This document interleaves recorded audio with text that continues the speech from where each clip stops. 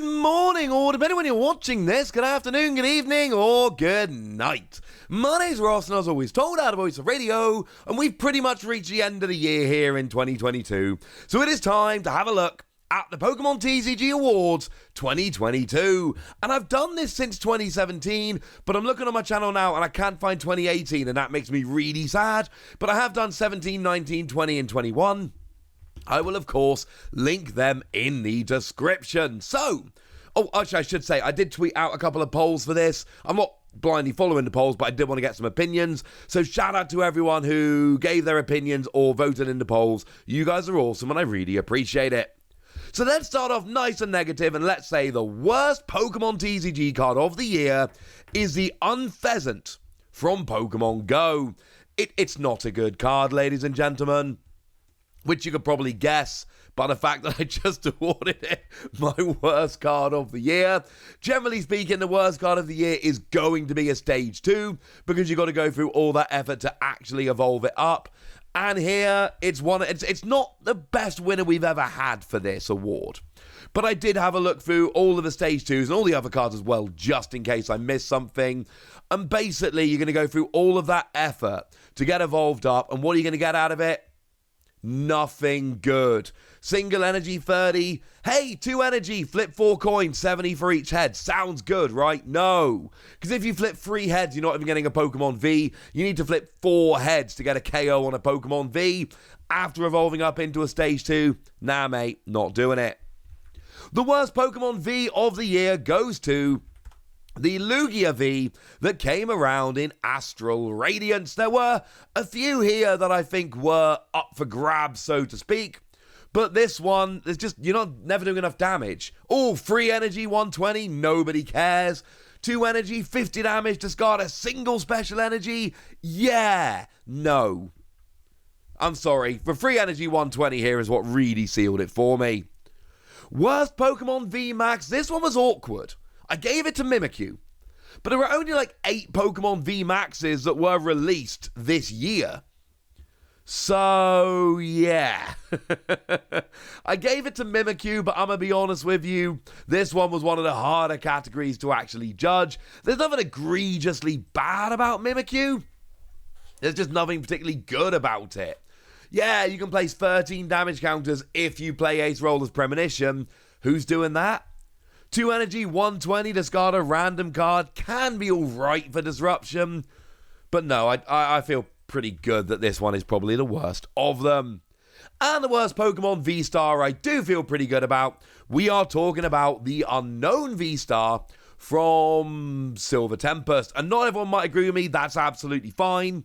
But, you know, flip 3 coins, 70 for each heads. Even if you flip all 3 heads, you're still not getting a Pokemon V. Not most of them anyway. And then you've got V-Star Power that gives you an ability that makes all your opponent's Pokemon weak to Psychic. But it's an attack, which means you use it and then you sit in the active with very low HP for a V-Star, and you probably get KO'd, and your V-Star Power is give up 2 prizes. Yeah, I'm alright, mate, thanks. Now, as we move into the positive awards, I should remind you that we are talking about the calendar year 2022, which means we're talking about Brilliant Stars, Astral Radiance, Lost Origin, Silver Tempest, and I suppose we should mention Pokemon Go as well. Those are the sets that were released this year, and you're not going to agree with me on all of these, and that's absolutely fine. All I ask is some nice, polite, constructive conversation going on in the comment section. Some of these were very easy, some of these were really not very easy, so, you know, please do bear that in mind. But with the preamble of the negative awards out the way, let's start off with the positive awards. And one of the easiest ones for me, a new category this year, the only new category other than new kinds of Pokemon that I added in, Best Artwork. Flareon VMAX. The promo Flareon VMAX by Okacheke. And look, if you know me, you know that I'm loving Okacheke. So really, for me, this was always just going to be Best Okacheke artwork of the year. It's Flareon. I feel extremely good about this. And to be fair, this might have been, and I'm not exaggerating, the literal best year ever for artwork in the Pokemon TCG. But for me, this is the best artwork. The Japanese one is hideously expensive, and I will never own it. Most valuable card, this is not an opinion, this is a fact. It is the alternate art Giratina from Lost Origin. TCG players got that coming in at about $250 as it stands at the moment, and there is no other card that was released this year that is commanding more money now as it stands. Best Stadium was an awkward one for me. It wasn't a great year for stadiums. I'm giving it to Collapse Stadium, but I don't feel great about this. It restricts your opponent's bench, so it's quite nice in that regard. And it sees a bunch of players attack. But honestly, I could have given this to Temple of Sinnoh and its assault on special energy. I could have given it to Pokestop, which is good for finding item cards. That's seen play in some decks. So I'm giving it to Collapse Stadium, but please know there were a few good options here. Best Supporter, again, there were some decent options. I am personally giving it to Serena. I think Serena is a phenomenal card, and I do think this is only going to see more play as time goes by, with a caveat. Either you can gust the Pokemon V, that's good, or it's got a bit of a draw engine, that's also pretty good, but do remember we are moving away from Vs to EXs, so as EXs start to take over, Vs are less relevant, the gusting becomes less good. I could have given this to Irida, a very, very good card, but that's mostly just good for setting up in water decks, so I didn't feel great about it.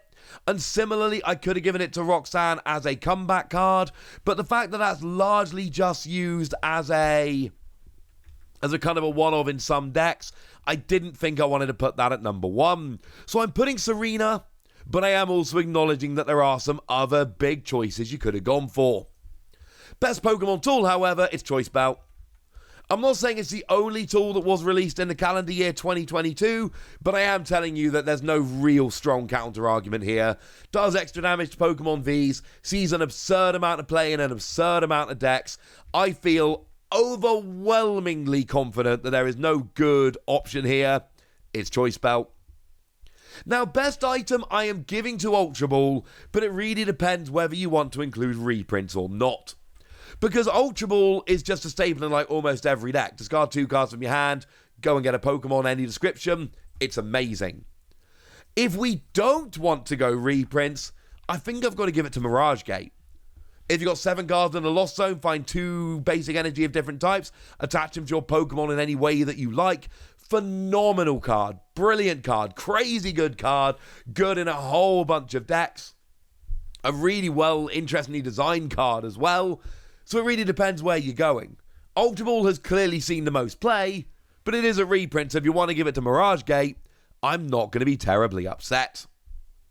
Now, in terms of best uncommon, I'm giving this to Kirlia, which isn't seeing a huge amount of play yet, but I do believe will start to do so in the future. It's one of those abilities we've seen before, discard a card from your hand, draw 2 cards. I really like Kirlia, and the fact that it can be grabbed with Level Ball does give it an advantage over the competition when we get to the rotation. So I like this. I do think this is number one. I do think you could give this to the combination of Soul Rock and Lunatone if you so wished, and I think that would be honestly a pretty good choice. It's not a top deck by any means, but the fact that we've actually got a genuinely, legitimately viable deck which has seen pockets of success here and there, coming from these 2 uncommon cards, I do think is extremely cool, but I'm giving this to Kirlia and I feel good. In terms of best common, I don't have a great answer for you. So what I'm going to do is I'm going to give this actually a joint award to the Hoot Toot from Astral Radiance and the Bibarel from Pokemon Go. And they're both actually very similar cards. Hoot Toot stops your opponent getting rid of your energy, and Bibarel stops your opponent getting rid of cards in your deck, and they both perform very similar functions. Annoyingly for the Hoot Toot, it does have that stunning artwork from Hyaganosuke, but then it's not really a common card at that point now, is it? In terms of best non-Pokemon V supporting, I'm giving it to Manaphy. And I kind of feel good about giving it to Manaphy. It's a bench protector, and we've been in a format, especially with things like Radiant Greninja running around. We have been in a format where actually bench protection has been very big. And an awful lot of decks have not just been using Manaphy, but relying on Manaphy to stay in the game. But I would be lying if I didn't give an honourable mention here to Bibarel, because Bibarel, an amazing Okateka artwork on this one, I should add. I mean, the world champion, when they won the world championships, said play Bibarel. That was their tip for winning worlds. Great card, seen a bunch of play, but I think Manaphy has been more impactful over the course of the year. Come at me in the comments, as always, if you want to disagree. In terms of best non-Pokemon V attacking, I'm giving it to Sableye. Partly, Lost Box has been a very good deck since it came out in Lost Origin, and partly this is a Pokemon that's so annoying, I literally made a video about how it might have gone too far. This is a phenomenal card.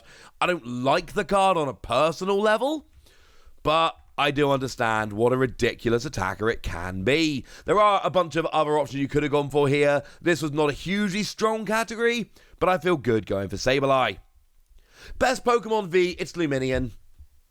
Because actually, I'm having a look through a lot of tournament results all the time, as I tend to do. And there's no real Pokemon V that's been taking over the game this year. And I'm not saying we haven't seen success in Pokemon V, let's be clear. What I'm saying is, it's been a lot of VSTAR and a lot of VMAX. And yet Luminion has always just been there getting supporter cards for a whole bunch of decks. So again, there are other options you could have gone for here, but I feel good giving it to Luminion. Best VMAX, I'm giving it Kyurem. I feel really good about giving it to Kyurem.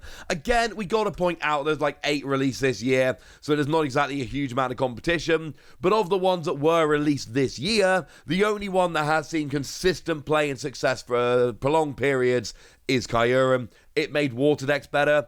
It saw a bunch of play. This one's very, very easy. Best V-Star, I'm giving to Lugia. But I'm not giving Lugia best overall card. I'm kind of splitting the award, so to speak. But I do think the Lugia has been a phenomenal card. In my first draft of these awards, I had Lugia winning basically everything. I've dialed that back a little bit. But what I can tell you is that since Silver Tempest released, Lugia, the first weekend where it just absolutely dominated. The second weekend where everything countered it. And then since then, we've just gone back to Lugia basically winning everything. Or at least dominating the top cut, even if it doesn't win. Lugia is a phenomenal card and a phenomenal deck. And this is going to be a big deal for a while yet. And I suppose we should give best Radiant Pokemon. I'm giving it to Charizard. There is an argument for giving it to Greninja, which has seen a bunch of play. But I don't want to, ladies and gentlemen. I don't want to. I want to give it to Charizard. A phenomenal attacker, which has been a deck in and of its own right, especially at the World Championships. It's been a great tech in a whole bunch of decks. But the ability basically says if your opponent's taken 4 prizes, you do 250 for a single energy. That, with a choice belt, can KO a Pokemon V-Star. That is absurd, and I do feel good about putting Radiant Charizard as the best. And then we get to the big ones. Best deck of the year, I'm giving it to Mew. Not a deck that was released this year, but we're not talking about the best deck released this year. We're talking about the best deck in this year. Cards in releasing this year, and tournaments happening this year. So that means that the Mew wins. And some people pointed out on my Twitter that actually if you just look at tournament results and add up all of the championship points, Mew clearly comes out on top. I don't think that's fair. Because remember, Mew was legal before this year started. There have been plenty of other decks like Lugia that have been out for like a month. And I do need to mention here that we can't really give it to Arceus, as great as Arceus has been. Because tell me the one Arceus deck that's dominated all year. Arceus has been phenomenal the whole year. But it's not been one deck. It's been a series of different decks. And I really don't think there is any one deck you can pin down. Shout out to lovely Stefan Ivanov over on Twitter for making this point as well. And I do think you got to give it to Mew. It's been consistently good for the whole year. And Pokemon keep printing like really explicit counters to it. And yet it still keeps being really good. And I don't think it's going anywhere anytime soon. Mew is a great deck and has been all year. And I feel good giving it best deck. Best expansion. This is a really interesting one. I did put a poll out over on Twitter. But I was fairly sure I was always going to give it to Brilliant Stars. And Brilliant Stars kind of was almost like a base set in a way, in that it was the first one of the year and there were lots of cards that really kind of set down where we're going this year. But honestly, you know, we look at stuff like Arceus, which really helped to shape the metagame, which was a very big deal. But then you could look at all the other cards that we got that have just been absolutely huge. Things I've already mentioned, like Choice Bout, like Manaphy, like Bibarel, as just some examples. Ultra Ball was reprinted in this particular set. And it's just that kind of set that gave us all of these very important cards that have been staples in just a whole bunch of decks throughout the year. Admittedly, in terms of decks really surviving throughout the year, it's largely just been an Arceus fest. But don't sleep on what Arceus has done. Oh, and Luminion, remember that one I mentioned? Yeah, that one. So what's the best Pokemon TCG card of the year then? The big award, I've got to give it to Arceus VSTAR. And I know I didn't give it best VSTAR. I kind of wanted to split to give one to Lugia and one to Arceus. But I do think that over the course of the year, Arceus has been the best card in the game. I think it's been the most impactful, it's been the most successful. At the World Championships, the final was two Arceus VSTAR decks up against each other. And I do think that maybe we're going to sit down here in a year's time and go, mate, Lugia ended up so much better. And maybe it will. But I think over the course of the year as a whole, Arceus has earned it.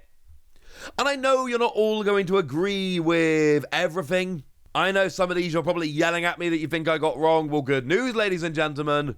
Good news. Yeah, you can just argue with me in the comment section. So go nuts, would you? But be nice. And then make sure you like this video, subscribe to this channel, follow me on Twitter at the Wasi. That's where we talk Pokemon and card games and Pokemon card games, all kinds of fun things. And please do consider checking out patreon.com/PTCGRadio, where you can support the channel, get some bonus podcasts and all kinds of fun things. Oh yeah, and you can get shout-outs on the channel, like the lovely Trev99, who's been a supporter of ours. So thank you very much, and thank you for being a lovely person. But by far the most important thing as always, look after yourselves till next time, would ya? Thank you very much for watching. My name's Ross, and you've been watching PTCG Radio. Thanks for a great year.